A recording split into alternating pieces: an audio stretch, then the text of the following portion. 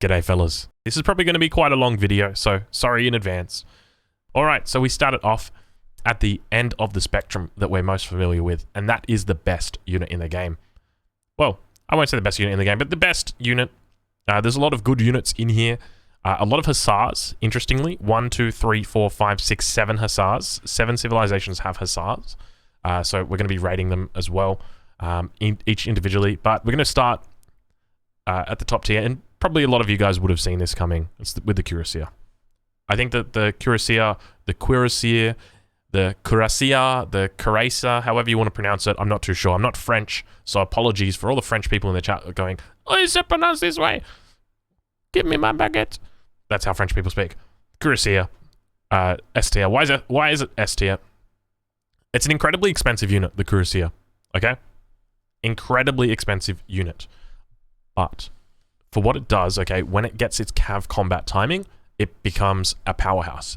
And so the way that the Cuirassier works, obviously, it's base stats scale of Fortress Age. So if we go in and have a look, at the home city, so skirmish, fuck man, I'm terrible at this. I apologize, guys. Home city, France. So what the cav combat timing is right here, cavalry combat. So you send this card, increases hit points and attack by 15%, and it really just blows anything else out of the water. From that point in the game, once you've sent cavalry combat, the Cuirassier is pretty much just unmatched when it comes to hand cavalry. Just a very good unit at doing its job, and its job is to kill enemy ranged infantry, and it does it incredibly well. And it does it so well it can fight its counters. Once it gets into the late game, I infamously lost a game against a French player who somehow managed to hit the industrial age and got gendarmes out, and despite having a significant mass of Carolians which counter the Cuirassier at range, he was still able to overwhelm me just with how strong they are. So well known for being able to fight against their counter, an absolute menace in the late game, and as a consequence, they're in the S tier just simply because of how strong they are. The next unit probably won't be surprising anybody, the Chimney Runner. Chimney Runner is also S tier, in my opinion. Now, the Chimney Runner is, I would say, S tier for another reason, and that's because of pathing. So the Chimney Runner has the best pathing in the game. That essentially means that if you've got like a whole bunch of units, so bringing out the paint, the classic Drongo paint right here. So if you've got a whole bunch of units, oh my god, that guy was fat, wasn't he? So all your units are all like stacked in like this, right? God, I'm not doing the best right now. Okay, so the Chimus can run through them. That's what makes the Chimus so good. So let's say that like you've got a whole bunch of skirmishers. So let's call this like your skirmisher mass. It's looking like the Audi kind of, maybe the Olympics. Let's say this is your skirmisher mass, right? The enemy Chimus can do like this sneaky thing where they literally just run through your skirmishers. Okay. So they run through the skirmishers. So they're a Chimu. There's like, think about it as like every skirmisher has a respective Chimu. And because of that, it means you can get into the middle of them and then just very simply attack move. And this Chimu is now attacking this one, this Chimu here, this Chimu there, and you know, the Chimu that was there is attacking that. And basically it just means that because their pathing is so good, the unit itself is just incredible. It has insanely good DPS. On top of that, it also can't be snared, which for raiding is incredible, because one of the big consequences when you're raiding is that you may potentially lose your cavalry as a result of doing a raid. But when you have a Chimney Runner, you don't have that risk because you can't be snared. And that's essentially what puts the Chimney Runner at S tier. So for the rest of the S tier, these are ones that are, I would say, probably a little bit negotiable for me, in my opinion. And so other S tier units would be the Takala Soldier. Now, I have included both the Takala Soldier and the Spahi on this list, even though you can't technically train them. But because civilizations are quite reliant on them, I did include them here. Now, obviously, there are things that I haven't included, like the Mamelukes I haven't included here. And the reason why is because I don't think that they're as reliant as they are in the same way. The Takala soldiers form an integral part of the Lakota, and the Spahi do for the Ottoman as well. And so because they're also unique units, I think it's quite fair to include them. So that's why we're not including things like the Mameluke or the Jat Lancer anything like that. So, and yes, their name has been changed from the Dog Soldier to the Tukola Soldier, which I think is a more historically correct term, even though I think if you just Google Dog Soldier, it will come up still. Like on Wikipedia, they've been changed to the Tukola Soldiers. So Tukola Soldier are S tier just because of they're a Lancer type unit, which means that they do increased damage against opponent infantry. On top of that, incredibly high health pool and incredibly high range resist. Now this can be a double-edged sword, essentially kind of like the gendarme, because these are very expensive units. They're incredibly expensive units, but they can be killed off if your opponent's got a significant mass. So let's say if you're playing against a Dutch player and they've got up to 45 Reuters or 50 Reuters, they will just one-shot this, completely just one-shot it, and that's it. And when you are against like a German player, if they've got 10 war wagons or 15 war wagons, it will one-shot it. So it has its bad matchups. But then, like say against lower numbers, it's going to be much more effective. And the same goes for the Spahi. So I would put the Spahi up here just because it combines these two. It's got the power of the Tukola Soldier as well as the area attack of the gendarme. The Ottoman are quite reliant on it, especially towards the late game. In a lot of their strategies in fast industrials, as well as in the early fortress age. The big things for both of these units as well is they have what are called shadow upgrades. So typically if like you were going to go into a game, let's say, and you've got axe riders, right? Your axe riders, when you reach the next age, you're going to have to upgrade them at the stable. But your Tukola soldiers and your Spahi, they're going to automatically upgrade their shadow tech. And that's essentially why these units are huge and massively powerful, because when you can combine the shadow techs to hit timings. So that's why these two units are up the top. So other than that, the only other unit that I would consider potentially putting in the S tier, but I guess I'd be quite flexible on it, would be the Axe Rider for the Lakota. Now, the reason why is because when you combine the Lakota's War Chief with the Axe Rider, it becomes one of the fastest units in the game.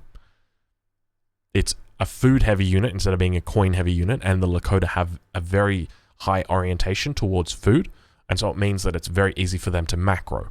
If you were going to compare that to something like, say, the Swedish Hackapellet, which has got a very high coin ratio, you can see why it would be favorable. So, Iclonus, I can see you're asking why no Mameluke. I've said this a couple of times. I'll say it. This will be the final time I say it.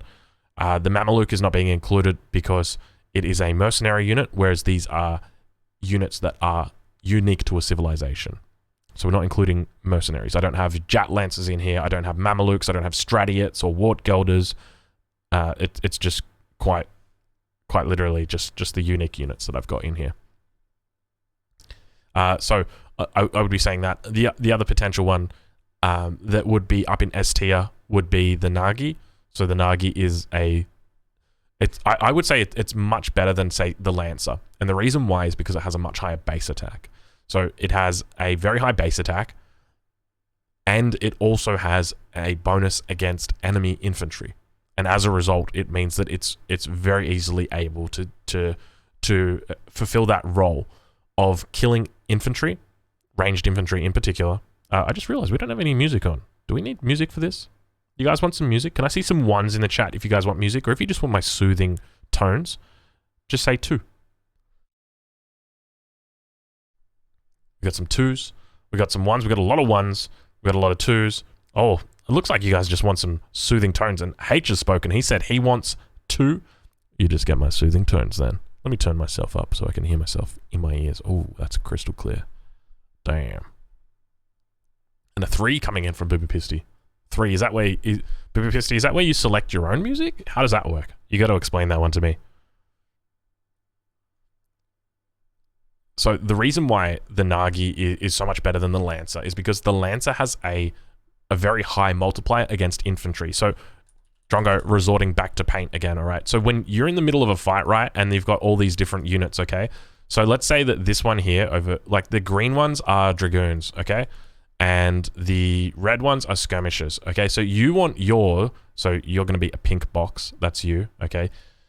You want your Lancers to be hitting the skirmishers, okay? But the problem is when your opponent micros, okay, and they move these units up around the back here, and your lancers are on the front, well, guess what? They've gone from doing 20 damage times 3 to 20 damage. That's it.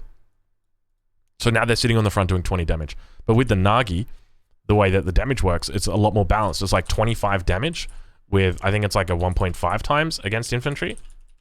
And then it's got like a 0.66 versus heavy infantry. I'd have to double check, but I think that's essentially it. So what that basically means is that you're still going to be doing significant damage to the Dragoons on the front. Now, obviously, if you've got amazing micro and you're able to individually micromanage each one of your lancers onto your opponent's skirmishes, sure. But if you're in an equally matched game, your opponent is going to be able to manipulate their Dragoon units and move them in front, or whatever unit they want to be putting in front of that. And so that's why I would be saying Nagis would be a lot higher than Lancers. Now, that's not to say that Lancers are a bad unit. I'd probably be putting them in the mid tier, but we'll talk more about them later. And then someone saying, by that logic, Huss own Nagi. Yes and no, because that's not the only thing that we're looking at. That's a comparison between the Nagi and the Lancer, okay? But when we're assessing these units, we're assessing absolutely all components of it. When you look at the Lancer, that's the one thing that stands out from it. And if you can mitigate the one thing that stands out from it, is it really that strong? And so that's the reason why. So the next unit that is that's going to be A tier. No, it's not quite S tier. Let me see if I can find it here. That's the Opernik. That's the Cossack. There we go. The Cossack. So one population, pound for pound, an incredible fighter. We saw them coming out from between Kaiser Klein and Nuschelbeer in the finals of the recent show match. In the late game, really showing their power, where Kaiser was able to mass up quite a huge, astounding number. I think he had about 40, 45 Cossacks. And so as a result, it means that the Cossack, just simply because of its population cost, is A tier. Also, it has a really strong card. 5 Cossacks is probably one of the best cards in the game. You'd probably be hard to find any card that's better than that. Maybe like the German 3 settler wagons might be better than that. But 5 Cossacks is just an amazing card. When it comes to these two, I can see a couple of people asking questions in chat. I'd be willing to move like the Axe Rider down potentially. This is more open to a discussion. Or like I'm definitely open to a discussion with this. I think Nagi's quite set in S tier though. Axe Rider as well. Just mainly Axe Rider mainly because of the War Chief speed bonus. But yeah, when it comes back to the Cossack though, quite a reasonable cost as well. 75 food, 75 coin. So it's not a big effort. There's not a high coin balance there compared to say something like the Hacker Pellet. And I definitely would be saying that the Hacker Pellet would be lower tier. So I would be putting the Hacker Pellet would have been D tier before the most recent buff. I think at the moment it's probably C tier. I do still make them. I've seen a couple people still make them. I would say that they're quite good for balancing out your macro. If you've got poor macro like me, and you've got like a little bit more coin than you do food, when you're playing Swedes and you want to go Cav, then you can be making, Huss and Hacker Pellet, and then if you've got too much coin, you make Hacker Pellet, and if you've got too much food, you make Hussar. But as a unit that stands by it, or stands alone, they're kind of like an Ulan in that they've got high attack but low health. Now they do have that range resist, which is definitely much needed. But I definitely don't think they would be any higher than C tier, probably closer to D tier, if anything, just simply because they're really quite weak. They do get shredded. And their ranged attack it almost tickles. I don't know, I feel like it doesn't really do a lot of damage. Maybe I just haven't done the math on it properly, but that's what I'd be putting down there. So also in the C tier, now granted this is at the start of the C tier, I'd say the German Ulan. Now, keep in mind, you know what, it's so hard for me to work out where the Ulan is because, okay, there's two sides of this argument. Okay, the first thing is that this isn't the nerfed Ulan. This is the good Ulan, the 190 HP Ulan. It's the Ulan that if you make enough of them in the third age, like you can get like 40 Ulans, vet Ulans with Cav Combat, and that is incredibly strong. But every single German player would rather have Hussars in their place. Every single German player would rather have a Hussar instead of an Ulan. And I think, especially because of how coin heavy they are, for a civilization already that wants to, or that uses so much coin, it's incredibly difficult to justify the cost of the Ulan for what it does. It's a great unit, don't get me wrong. I just don't think that it does its job, which is primarily killing ranged infantry. The next one, so we'll probably fill out the bottom before we go back and fill out the middle, because it's going to be very easy to sort of argue.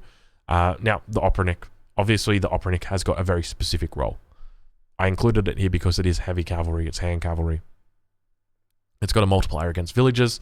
It's got a significant siege damage, but it doesn't do its job, or sorry, it's not that it doesn't do its job, it doesn't do the job of killing ranged infantry. It doesn't do it. That's, if you're using Operniks to kill your opponent's skirmishers, you're doing it wrong. When it comes to what the Opernik does for its, like, in its role of sieging and just being annoying around the map, it's S tier. But on this, it's got to be D tier. So you've really got to appreciate that when it comes to this list, I'm sort of judging things based on how well they fulfill that role of killing ranged infantry. And for me, obviously, the Opernik doesn't do that. So that's why it's D tier. I love the Opernik. I think it's incredibly strong. But what is the base assumption for this list, though? Standard 1v1? Yeah, standard 1v1 and fulfilling the role of hand cavalry or heavy cavalry. This is more of a siege unit. So the next unit that I would be putting down here, sorry, let me just find them. Steep Riders. Okay, like with the exception of like early age 2, there's never a situation where you want to be making Steep Riders or Step Riders. Incredibly weak. They've got a fair bit of siege. They're quite good for controlling, like especially in the Sweden matchup. They're good for early control because they've got good siege, high mobility. I think they've got 7.25 movement speed, which is quite quick. They're only one population though. Like most of China's army, they're not very pop efficient though, as a result.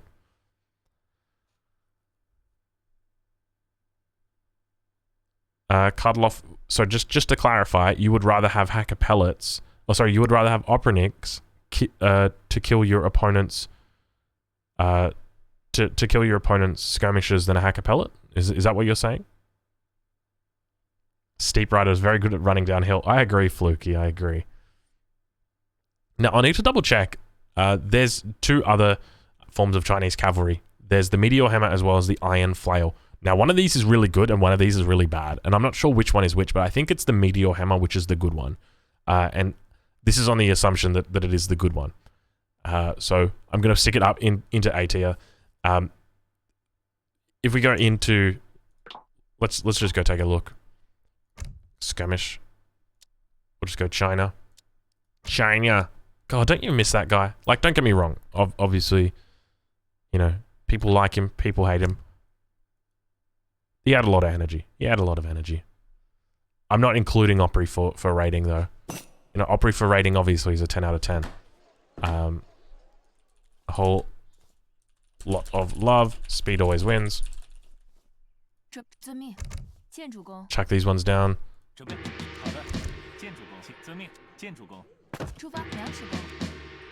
I don't know my China hotkeys very well. There we go, that's the one we want. Alright, so we're going to get our cav out. So we've got Iron Flail and Meteor Hammer. So you get 2 and 2. So the Meteor Hammer is the good one. So if we go and have a look at the attack range on the Meteor Hammer, compare it to the Iron Flail, just as an example. Check this out. Look how far away it can attack. Can you see that? So when you're going to attack enemy artillery, pretend that's a falconet, you don't have to get right on top of it. You can be right there and hit it. Whereas you compare that to an Iron Flail, you've got to be right up on top of it. Like most cavalry. Like the Meteor Hammer is the one that's got the exception. So you have to be right up on top of it to get these attacks off on the Iron Flail. And sure, the Iron Flail, you take a look at the stats, it looks relatively good, right? 30%, 20 to attack, but it's just not a pop efficient unit when you compare this to, say, a skirmisher. This is a discipline, a hussar. It's just really not effective when it comes into consideration that it's a 2 population unit. So it doesn't really fulfill its job very well. And the minor area of effect damage that it's got, as a consequence, means it's quite low. The Meteor Hammer, on the other hand, incredibly strong. It's got the 30% range resist, but the main thing is it's got this hand attack with the 2 times against artillery. It fulfills its role very well. I guess, now that I think about it, right, it's hard for me to put the Opernik in D tier because of what I'm saying. Like, if I was to include the Chimney in S tier, I'm considering the fact that the Chimney is an incredible raider. So I also have to consider that for the Opernik, and it's an incredible raider. When I look at the Meteor Hammer, I'm looking at the Meteor Hammer. See, but then the Ulan is an amazing raider as well, so maybe I have to include that. The Meteor Hammer, on the other hand, is very good at killing artillery. It's not amazing at killing enemy infantry. It's just very, very good at killing artillery. Yet, I'm still putting it in the A tier, so I think I need to justify that. The Iron Flail, on the other hand, though, I can't imagine putting this any higher than, well, D tier. And I think the Hacker Pellet, the only reason why I'm putting it C tier is just because it can balance macro. I think that the Hacker Pellet is quite reasonable. 5 Hacker Pellets is a good shipment as well.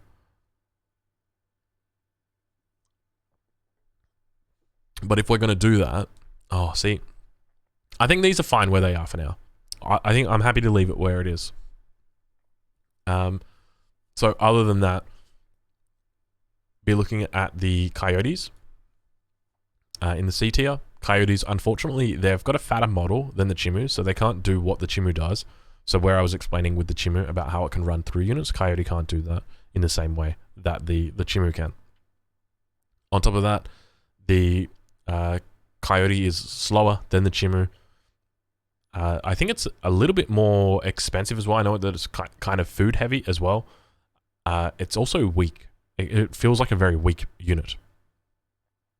And as a result, it means that I think it's quite reasonable to put it in the C tier, because if I'm playing as the Aztec, I wish I had the Chimney. I wish I had the Chimney so bad. Man, if you gave Chimneys to the Aztec, Aztec would just instantly become an S tier civ.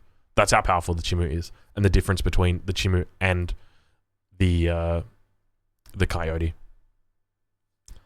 And someone's Neox saying Coyote can go invis S tier. Yes, they can. You know what? You do joke, but I have actually seen them used quite effectively. I think Azamk was using them quite effectively. His opponent was pushing up. So if we go take a look at the Aztec home city, so if we go in and take a look, where are they? Here. So they've got this card in H2 that allows them to turn invisible. Here, this one here, Silent Strike. And his opponent was playing, I think it was Spain. And his Falconets didn't have an Explorer on top of them. And it meant that the Coyotes were able to just instantly kill the Falconets. So I was like, that's a very effective use of Silent Strike. On top of that, they've got Coyote Combat, but it's really not a lot. I don't think they've got any other forms of upgrades. So really, like, these upgrades don't affect the Coyote. They've obviously got the this one here, which adds the armor and the extra damage, but nothing else really to bolster them. So not a huge amount of upgrades. I mean, it's reasonable.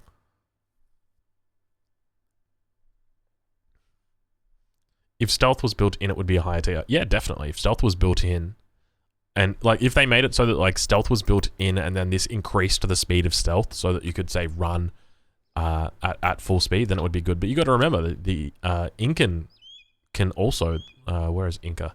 The Incan Coyote or the Incan Chimney Runner can also go invisible with the Age 4 card. Now, obviously, it's in Age 4, so Jungle Women and Chimney Runners can use stealth, so they can do it as well. Obviously, it comes in a lot later, though, so important to, I guess, remember that. All right, and then so looking at this, probably the next thing I'd be looking at is the Sower. Probably a solid middle tier. The problem with the Sower that I find, like, it's a very fast unit, but it is quite expensive, especially on the coin side of things. 80 food, 80 coin. I'll double check and see exactly what the... to be honest, I'm really not that familiar with the Sower. Where's the Indians? Oh, here. So if we go in and take a look. Yeah, so the Sower is a very fast unit, and as a result, it means that it's quite versatile, able to get in and out of situations quite easily. let's go just take a look at the base stats.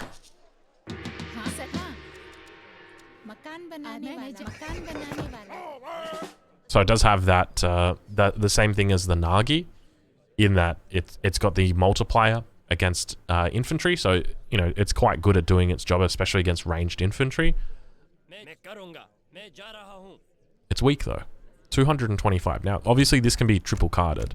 If you take a look, you've got 1, 2, 3 cards. So if we go Nova and Orion... So we can turn this from 20 hand attack up to 29 hand attack with a 2.5 multiplier. Okay, so it becomes, it's essentially a Lancer. But then the issue that you've got is that it's still got 225 HP. And let's say like you do eventually get into the 3rd age, you upgrade it. It's got 270 HP. You compare that to a Hussar, and it's just going to get absolutely shredded. So sure, in low numbers, like when it's doing its job, it's very effective. But the issue that it has is that it's quite weak, and so it's very easily able to get shredded. Incredibly fast though. I think that's the highest base movement speed of any unit in the game. That would have to be along with the Zambrak. I'm assuming Zambrak's got the same. Yeah, it has the same.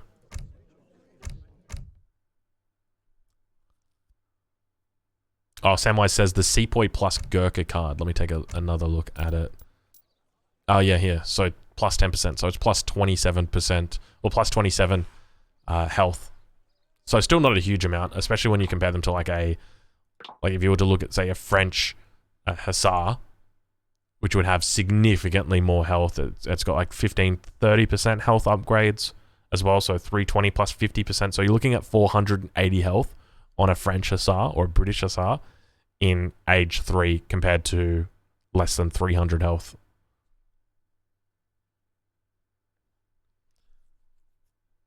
So I would definitely say like in the early age 2, it's got its place, especially even towards the end of like late age 2 where you see those indie games where they go for like 25 minutes.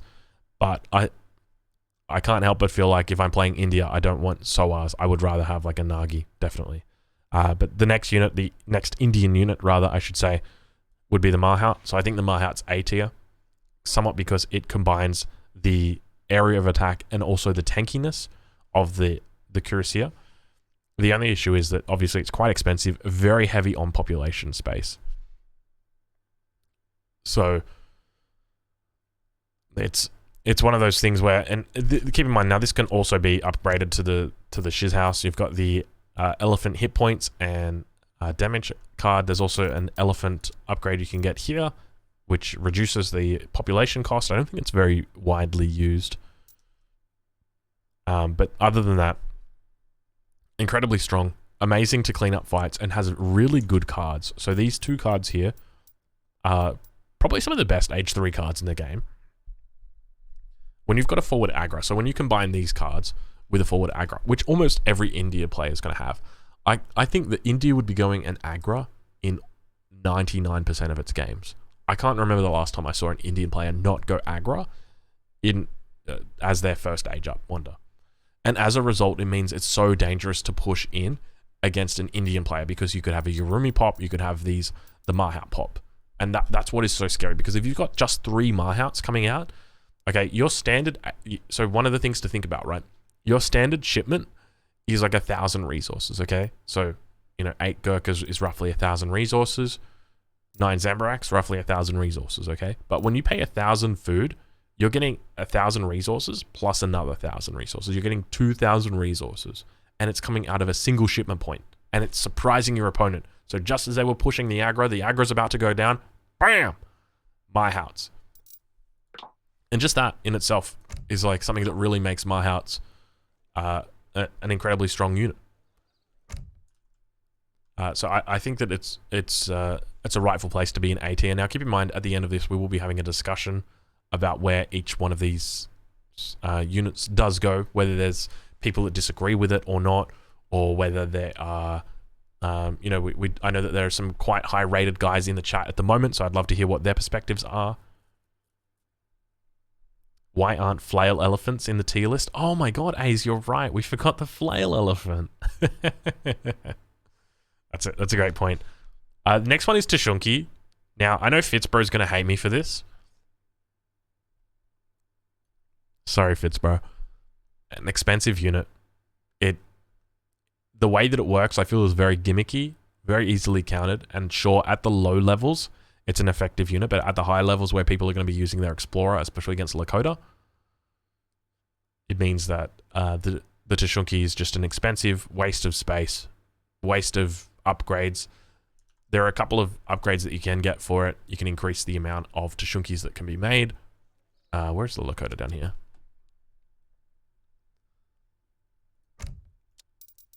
So, is it this card here? No. So I think it's in the third age. There's a couple of card here. Marauders. So Tashonky Prowler limit. Tashonky Prowler limit. Build limit is increased by 30%. You can also get this card here, which is Mustangs, reducing the cost of them. Then you get a whole bunch of Lakota upgrades, so the 15% as well as the age 2 ones. And then on top of that, you get attack dance, and then, you know, it looks amazing, but then if your opponent realizes, hold on, you're playing Lakota, you might, and you've got a couple of Tashonky cards in your deck, well, then they just get their Explorer out, and they're just very careful, and as a consequence, it means that your Tashonkys aren't effective. Fellas, just give me a sec. I'm just going to take a moment, a gentle moment, just to grab a Red Bull from the Red Bull fridge, sitting right next to me.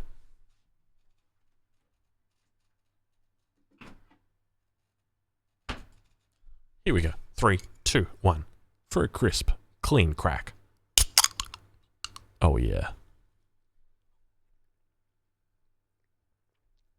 Damn, that's delicious. Sometimes I feel like each Red Bull has a different little flavor. That one's got a little bit more watermelon than the last one. That's a bloody outrage, it is. I want to take this all the way to the Prime Minister. Thank you very much, Len. Hope you had a good stream, mate. We're doing a tier list at the moment. We're doing hand cav. We've just done the Lakota. Every time I've tuned into your stream, you're playing the Lakota.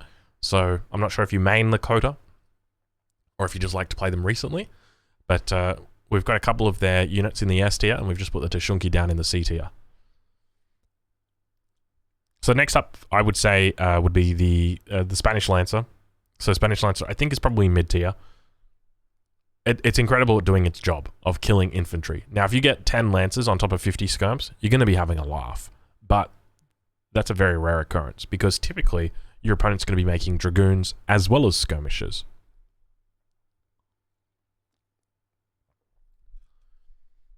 As a result, it means that as the Lancer has a great card, 5 Lancers, very good in the early Fortress Age. You can, especially if your opponent isn't expecting you to go mass Lancers. Gotten a sponsorship with Red Bull yet? No, not yet. Maybe next week. We'll see. I haven't reached out to them. I need to reach out to them and say, hey, your boy needs a bit of help over here. But the Lancer, I think it's quite effective of doing its job. But the issue is that when it comes to micro, and this was something that you can see. So I actually did a video up on this. If we pull it up,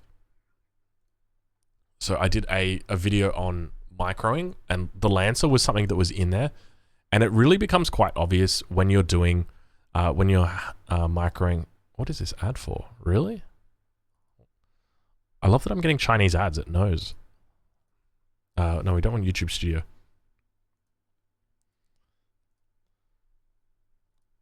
So if we go and look at, I think it's the micro video. So how to micro here. Whoa. None of those ads, please.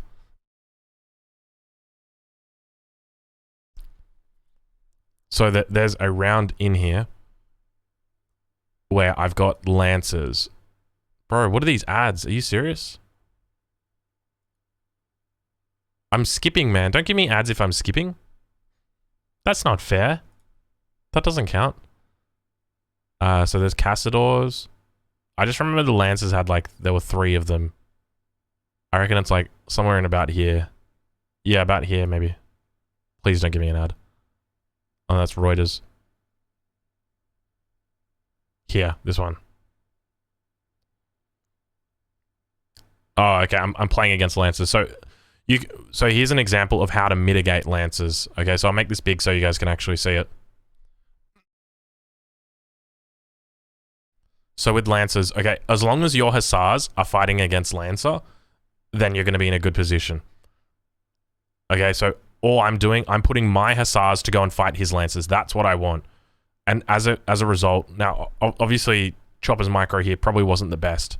But the idea is that if you are able to fight with your Hussars against your opponent's Lancers, you will always come out victorious, just because Hussars just do such a better job. And then if we skip ahead slightly, we can see the Shu is now on the other foot. I've got the Lancers, and it really comes down to a battle of micro. But essentially, your opponent can outwit you and out micro you very easily with Lancers, because Lancers have one thing that counters them.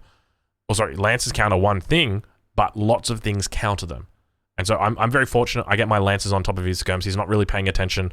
I've got his Rodoleros, or I've got my rods down here on his Huss that's forcing them to come back. And then at the same time, I've got my Lancers on top of his skirms. This is very rare that this happens.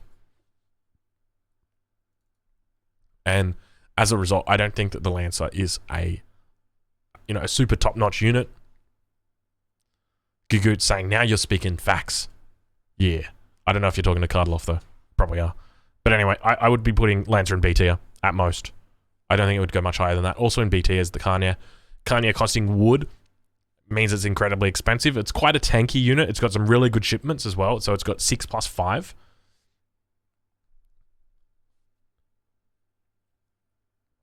That's alright, Gagoots. I still love you.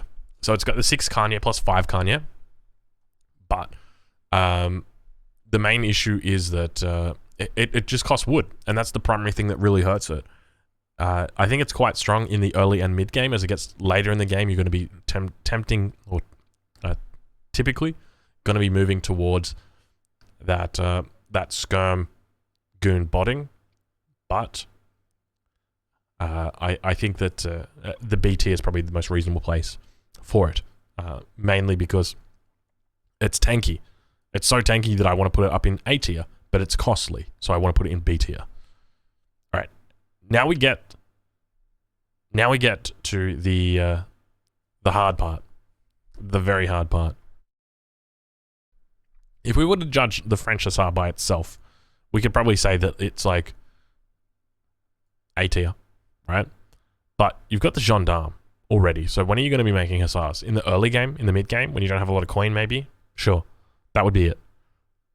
But it's got triple upgrades for it. So the Hussar has got massive upgrades from the French. So if we go take a look at the French home city, you've got 1, 2, 3 upgrades that all affect the Hussar. So it's got 3. Compare that to other civilizations, like, say, for example, the Dutch, which have got a single upgrade. So as a result, the Dutch would be in the B tier. Now, I don't know whether it would be in the B tier below the Sower. I'd probably want a Hussar more than I would want a Sower. So I'm going to put it up there, just because I think it's important that we differentiate between the two. The Swedish Hussar, that goes in front of the French Hussar. The Swedish Hussar has got a lot more upgrades. So with the Swedish Hussar, I mean, I say a lot more upgrades, but I guess realistically, it doesn't have the same level of attack that the French Hussar's got.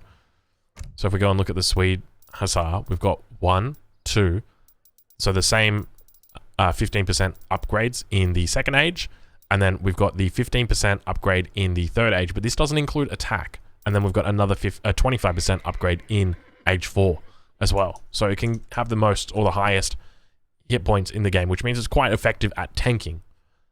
So I would still be putting it above the French Hussar as a result.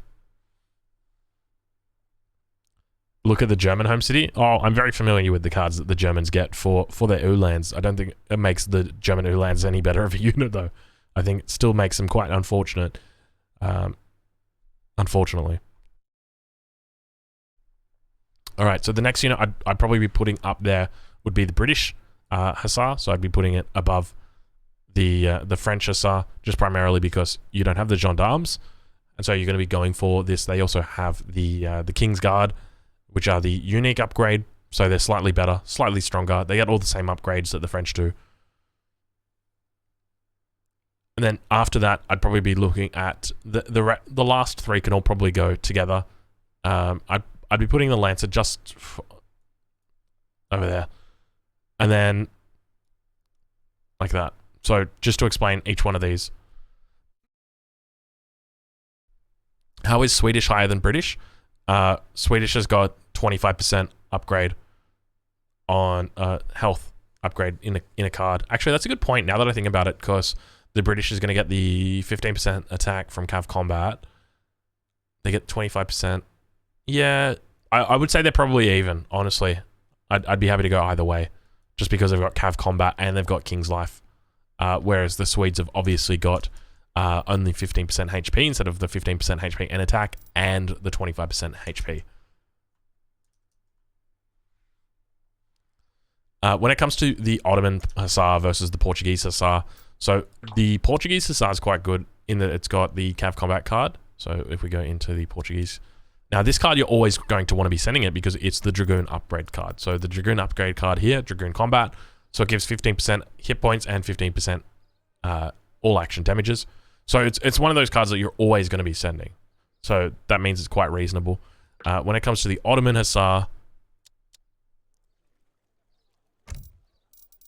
you've got Cav Combat, which is just 15%. I don't think there's any other upgrades for the Ottoman Hussar.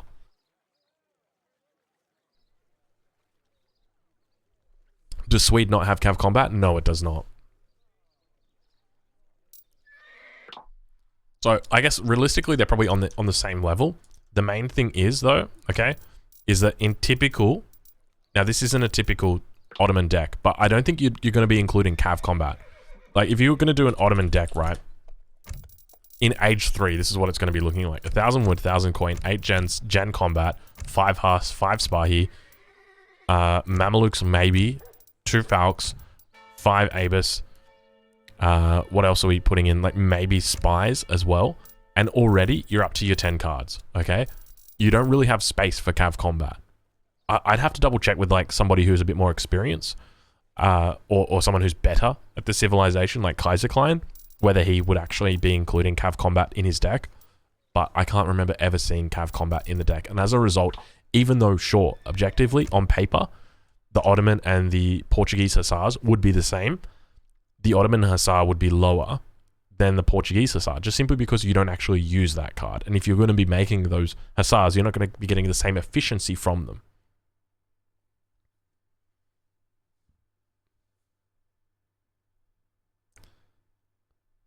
So that concludes the tier list. Now we enter the discussion phase of the tier list. We'll start by just opening it up with a poll. I did see this suggestion in the chat a little bit early. Tashonky C tier is kind of laughable. In which way? Would you make it D tier or would you make it higher? I'm curious. What? Do you guys really hate Sowers that much? You don't want Sowers in the B tier? Like C tier? But then if you put Sowers in the C tier, like, I'd rather Sower over a Hacker Pellet, man. Why are Jap Horses S tier? So primarily because they are a Lancer unit that still has a very high base attack. Also have a lot of good upgrades, like the plus 25% health upgrade. And on top of that, they've also got the upgrade from the Golden Pavilion. I think we just put Hacker Pellet in the D tier if you guys are going to say that.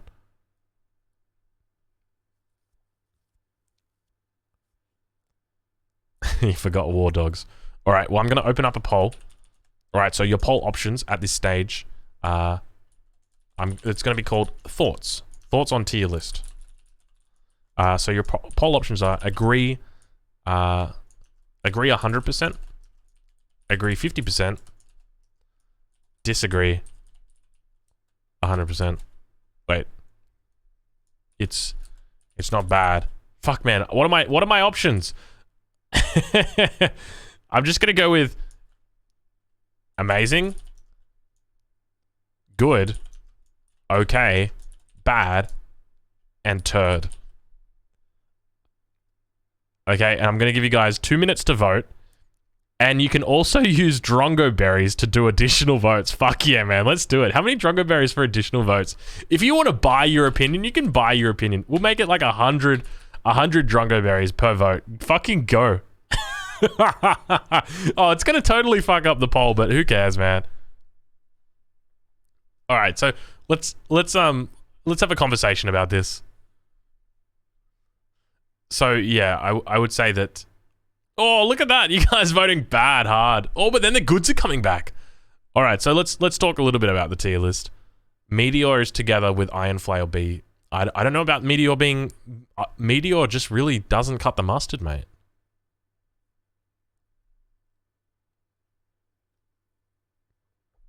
All right, so for anybody at home wondering what the poll looks like, this is it at the moment.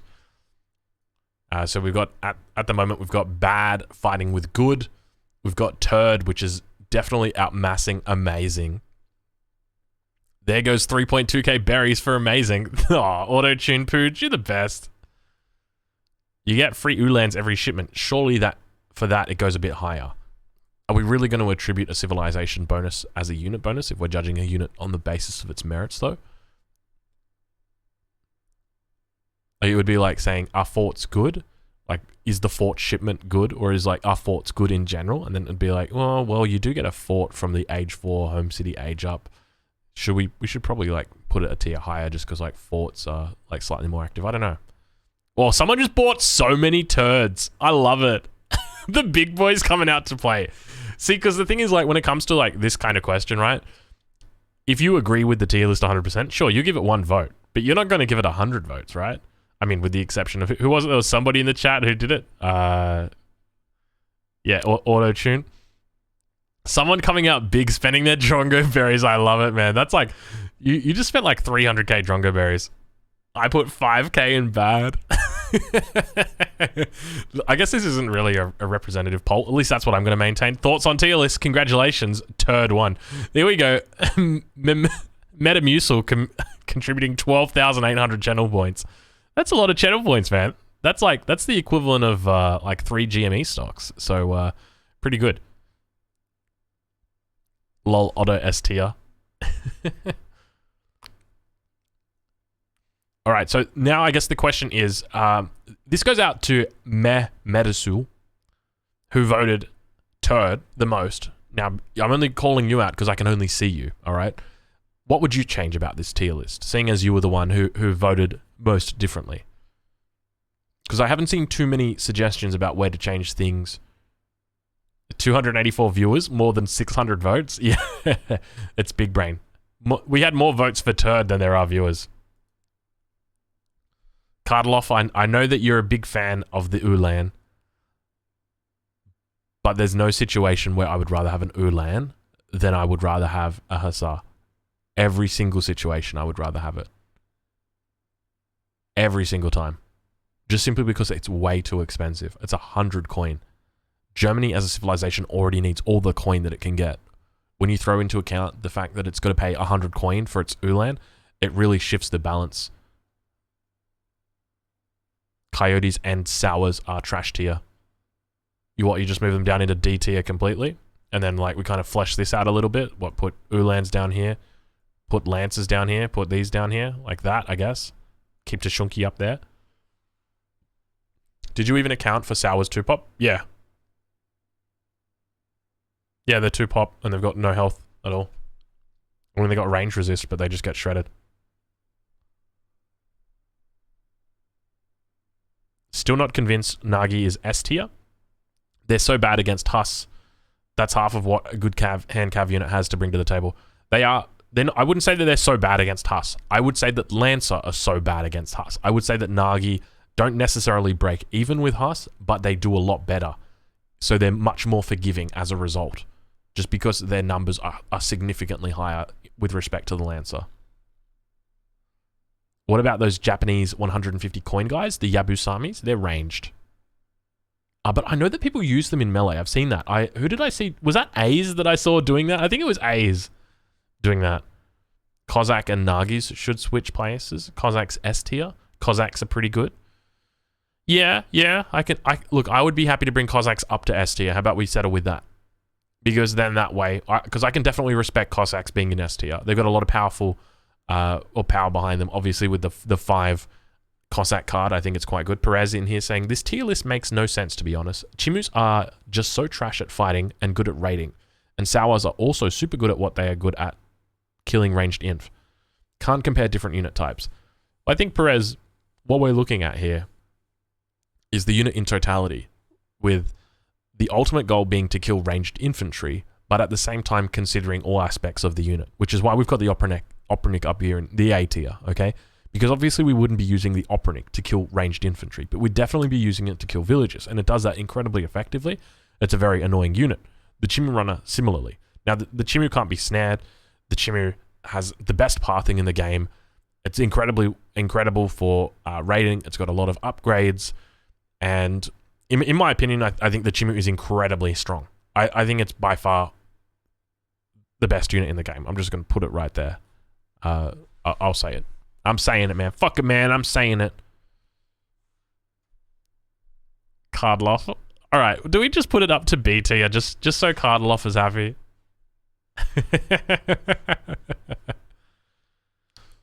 You said that Handcav has the job of killing ranged infantry. How is the Spanish Lancer not higher if you can get it to 30 hit points? Okay, so the reason why the Lancer is not higher is because it's very easy to force the Lancer to hit units that aren't infantry. You always want your Lancers to be hitting infantry. But as a player who's playing against Lancers, it's very easy to stop them from hitting your infantry. You move Dragoons in front of them. You move Hussars in front of them. And as long as they're fighting against something that isn't infantry, then you're always going to be having a very good fight in your favor. I hope that makes sense. Coyote Runner is S tier lore-wise. Definitely. I'll give you that. Like, you can compare Cuirassier, Spahi, Axes, Carniers, and all the non-Lancers Civ in one list, then compare all light inf in another list and all Lancers in another. Yeah, sure. I think you could probably do that, Perez, but I think in this is quite reasonable as well. I'm curious, Perez, would you include, if you were going to do it like a musketeer or heavy infantry ranged, or a heavy infantry tier list, would you do them together or would you do them separately? Because I feel like, me personally, I would do them together. What do pros think about the 190 HP Ulan? They think that the 190 HP Ulan needs to be nerfed. But does that necessarily mean it's S tier? I think that with regard to Germany's position, in that if you were to look at Germany, right, what makes them strong? What makes them strong is that they've got a shipment bonus, okay? Their shipment bonus is that they get 2 Ulans, they get 3 Ulans in the second and the third age respectively. That doesn't mean that the Ulan is good. That is the Germans' bonus. So now when you combine that with the fact that they've got 190 HP and Germany can also make the Ulans, then that's where the issue comes in. So it's not to say that the Ulans are good. It's to say that Germany is good in that it gets extra Ulans. I think that's why the Ulan nerf is something that people advocate for. So how can it be B tier if it needs a nerf? Because it's not that the unit itself is B tier. It's that the bonus from the civilization is what generates that. Like, as an example, if you had like a unique skirmisher and you were getting unique skirmishers from each of your home city shipments every single time, and it was constantly like supplementing your mass, and people were saying, oh, that skirmisher, it needs to be nerfed, like they need to reduce the HP or the attack of that unit, it wouldn't necessarily be because that unit is strong. It would be because it could also be getting shipments from the home city or units from the home city. Samwise was in chat earlier. He did have to go.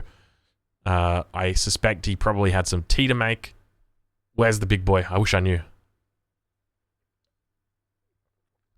So this tier list is not taking into account the civ it is part of. It is taking into account the civilization that it's part of. As an example, I'm including like the Axe Rider in the S tier, just simply because you're going to be having the War Chief there with it.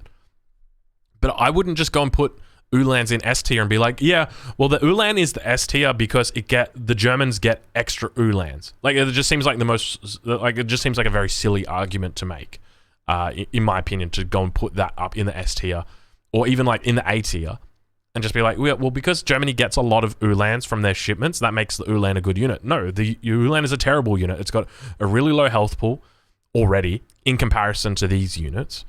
So if I want, like, would I rather an Ulan or a Hussar? Every single day I'd rather a Hussar. And it's very, very gold heavy. Incredibly gold heavy. And so for a civilization that already needs a lot of gold to have to go and make Hussars, or sorry, cavalry that is gold heavy or coin heavy, it just feels bad, man.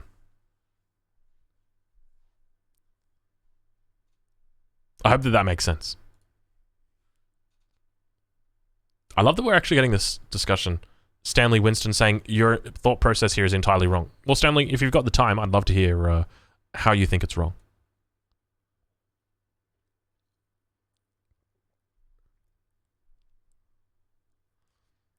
Like any Spain player would go Hussar, not Lancer. Well, I think definitely when it comes down to a high level, like you're going to have Rodolero, Lancer, Skirm. But there's an... Yeah, I see where you're coming from.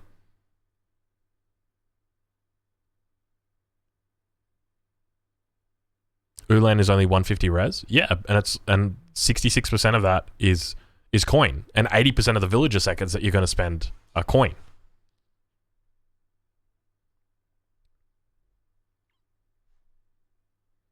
Sower C tier, my heart B tier. I don't think you're ever going to get people to agree with Sower in C tier. So many people.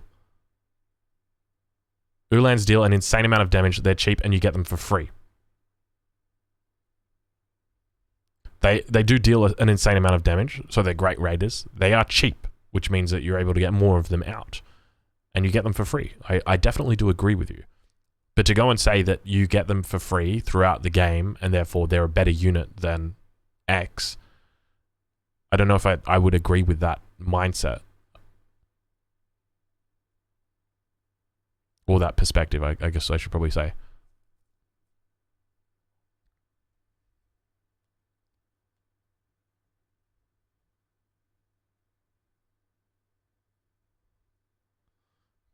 Because like the issue is like I see a lot of people in the chat like saying this needs to be changed, this needs to be changed, but I know the civilizations that those people change, or that those civilizations play. Sorry, that those people, I know the civs that those people play, and so I know that there's like obviously inherent biases. I guess that's probably something I probably should have mentioned at the start. Is that yeah, Thomas, yeah, you might be somebody that I might be talking about. I mean, there's a fair few people in there. But I'd be curious to hear about more about what... where was he? I was reading his comments a bit earlier. Was it Jesus?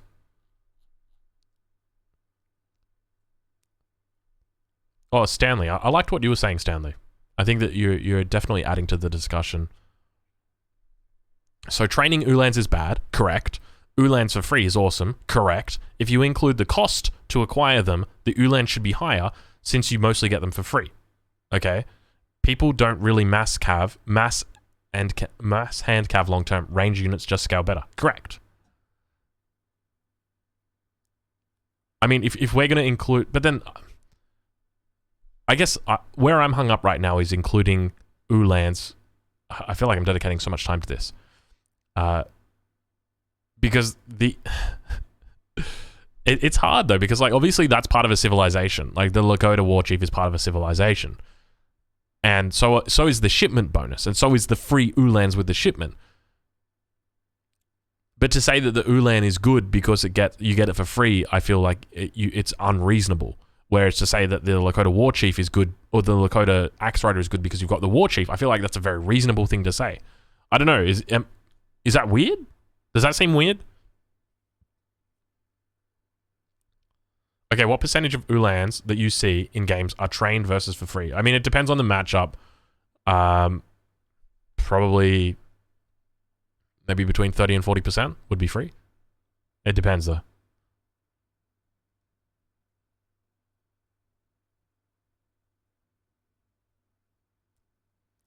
I guess, Joe, the main issue is, right, if I put Ulans in like A tier or S tier, okay, people...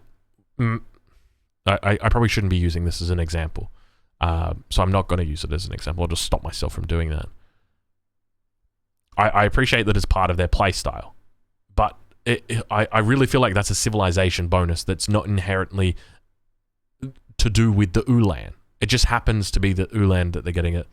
Like, I will never agree to the Ulan being S tier. I can't. I fucking hate the unit so much. It's so stupidly expensive. Like 100 coin. Like I don't have a problem with. Sorry, I shouldn't say expensive. It's just too coin heavy. 100 coin for an Ulan. It's the shittiest unit. It dies to like 16 skirmishes one-shotting it.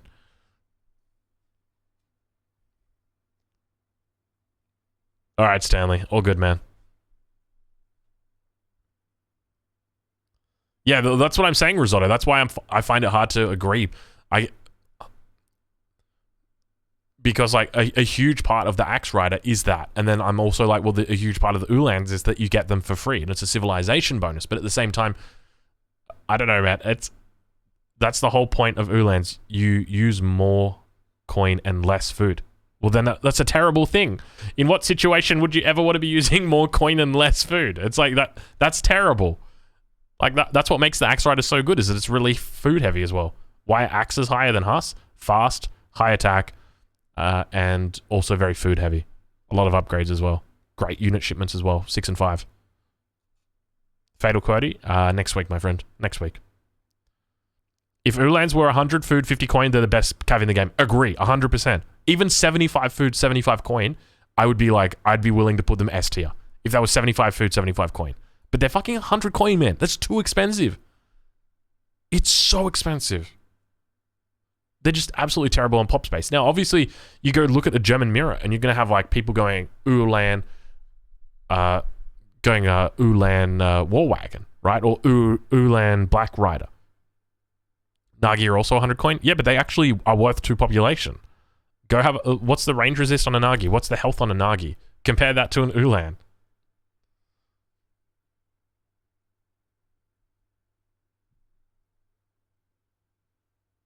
Oh, Fatal. Okay, I've got you now.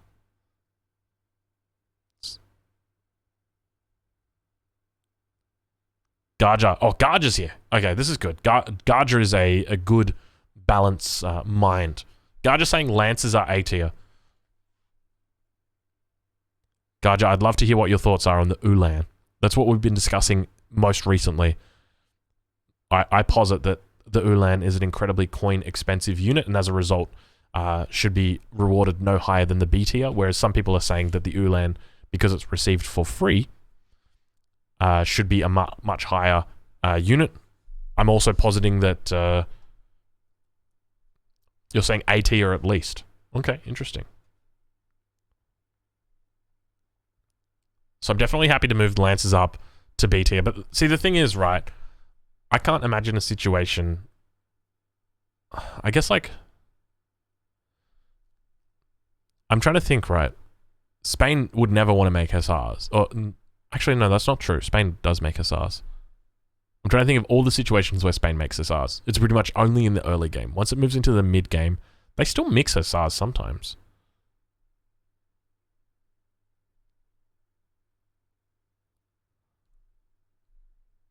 Am I wrong? Is it the children who are wrong?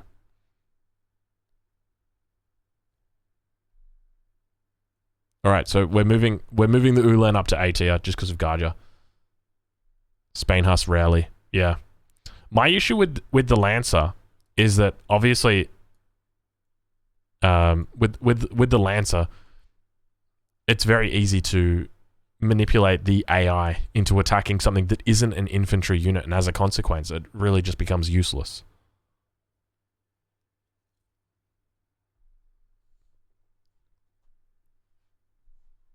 Did they go from C tier? I thought I had Ulan set in B tier. Oh, actually, no. You might be right. It might have been C tier to begin with. I really dislike Ulans. That's my bias coming out, though.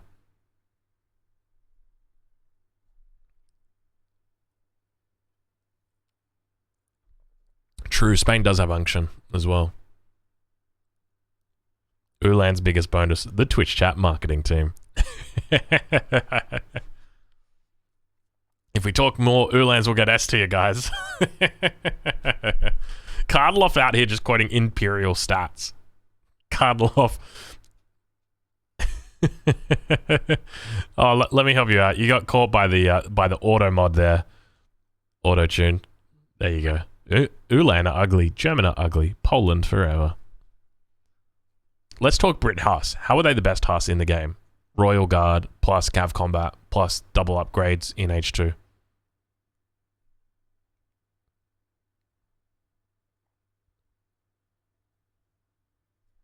It's also like a unit that you'd want to be training in team games as well.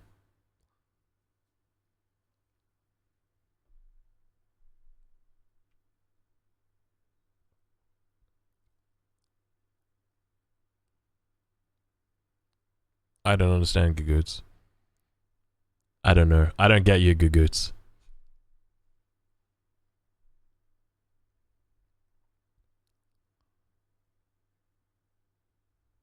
Because they're the best tank have? Yeah. The Brit Huss circle jerk. You said this is for 1v1. Why does making them in team games matter? I didn't say it was for 1v1s. And if I did, I immediately recall that. It's more of a general assessment of the unit and the way that it fulfills its role, with a specific focus on taking out enemy ranged infantry. Age 3 Kanye, better than Huss, by the way. Man, my tier list was off, but we've got so many things in A tier right now. Like, I feel like we really need to flesh this out, because like then I want to bring these guys down. Yeah, they do have a lot of they've got a lot of HP. They're very, very tanky. The Kanye.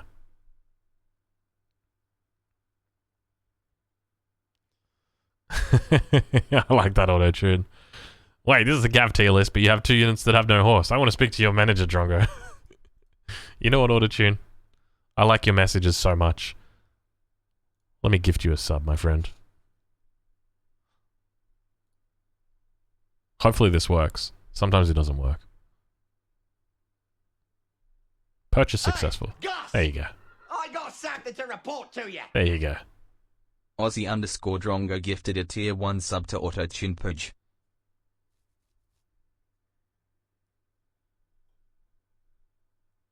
The current list suggests that Cav, in general, are too strong. I definitely wouldn't say that.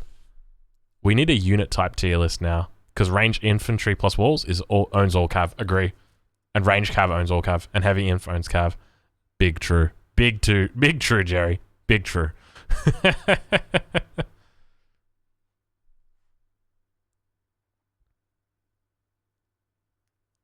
Honestly, even Sower isn't bad with ups. Yeah, the Sower has, like, it's quite effective at doing its job.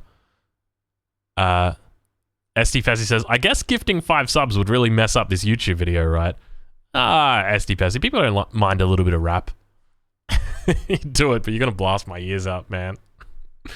Oh, God. Like, Coyote, definitely better than Dutch Huss or Port Huss. Really? You would say Coyote are better than Dutch or Port Huss? I can't ever see a situation where I'd want Coyote being trained. Like, obviously in the early game it makes sense, but like, beyond that, even with even ups, yes.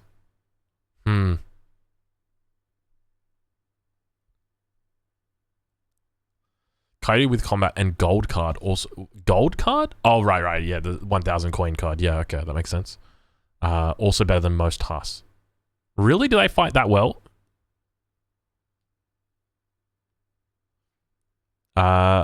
Lean, I would say that Germany is top tier, but I think that against Sweden, Sweden's a very good matchup. Or Germany is a very good matchup for Sweden. I don't see how Chimus are S tier. Pathing plus speed plus inability to be snared plus very good at fighting.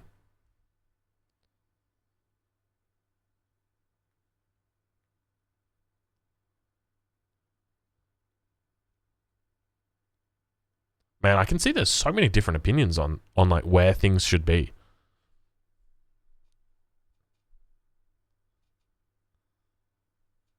Coyote are pretty good, Samwise saying. All right.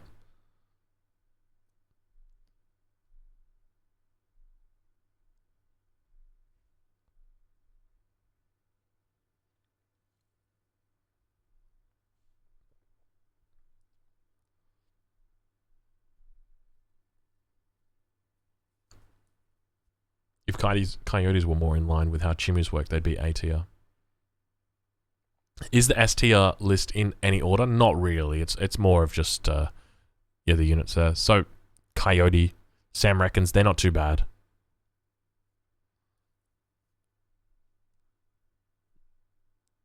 I remember Gaja saying Coyote are better than every single civilization's Hussars. Let me see if I can spot that.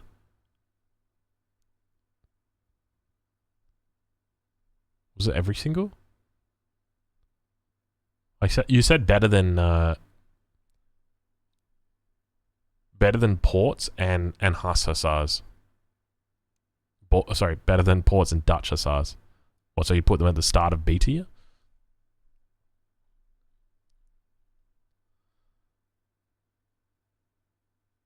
Yeah, I guess realistically, like I'm not looking at this from at the perspective of like, you know, fully upgraded unit at the end of the game. You know, what's going to be winning, that sort of thing.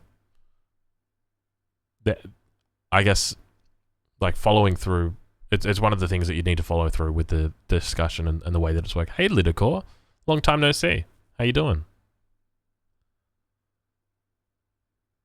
This list changes a lot? Yeah, it changes a lot. It's one of those things where it's like, we're in the discussion phase at the moment. And so it's one of the things, like, I come out with my thoughts in the beginning, and then we move into the discussion phase where we've got people who are more experienced or who've been around for longer, better players like Samwise in the chat, who I think Samwise at the moment, you're like, what, rank 2, rank 3 on the ladder? You're pretty darn high, though. And so I value their opinion. Yeah, Samwise is rank 2 at the moment on the ladder, so I really value their opinions. We've got Garja, who's been on the balance team for years and years, and really cares a lot about balance. So that's why they're changing, because they're flexible. I don't sort of just come in here. I guess I need to accept that I've got biases, and that these things that this isn't something that's static.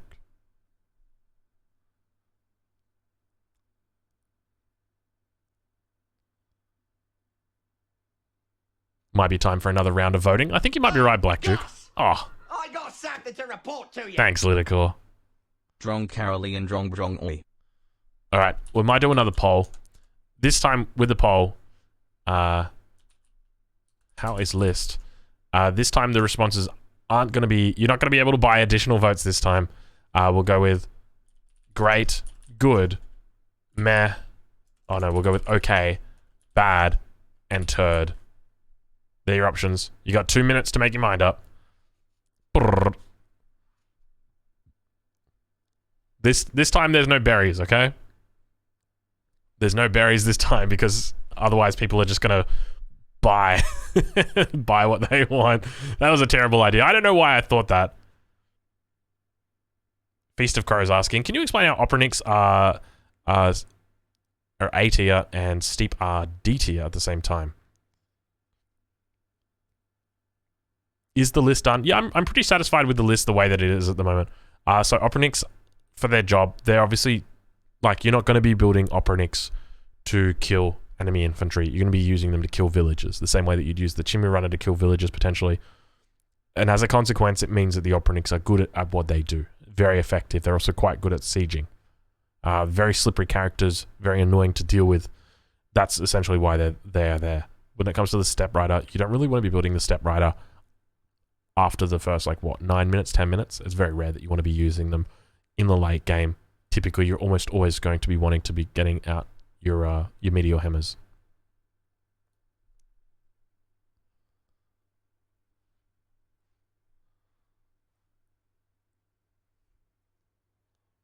Thanks, Lowest versus Life. We don't see you enough around these parts. Yeah, they do now benefit from Old Hand, that is correct. But is there going to be a situation where you're ever going to want to be going for Old Hand now? Like, with the way that Chinese units are, I feel like you're almost always just going to wanting to be going for, you know, Skirm, well, I guess Arquebuser, Changdao, and Meteors, right?